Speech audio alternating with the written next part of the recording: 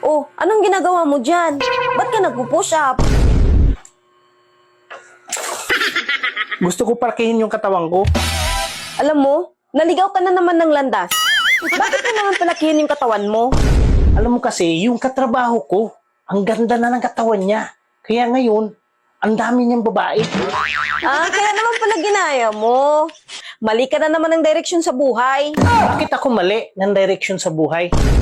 Yung kaibigan mong nagpapalaki ng katawan, nagtatagal ba sila ng mga babae niya? Mga ilang araw lang, naghiwalay sila agad. Di ko alam kung bakit gagaganon eh. Kasi, abnormal ang kinalabasan ng pagpapalaki ng katawan niya. Ang dami mong alam. Bakit naman naging abnormal? Kasi, sobrang laki ng katawan niya.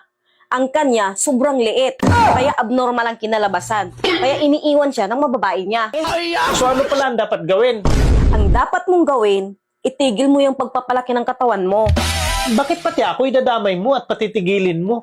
Ang gawin mo, talian mo tong red horse, itali dyan sa iyo. Para naman humaba. Para naman mapapakinabangan. Hindi nga ako nagrereklamo na sobrang laki yung sayo eh.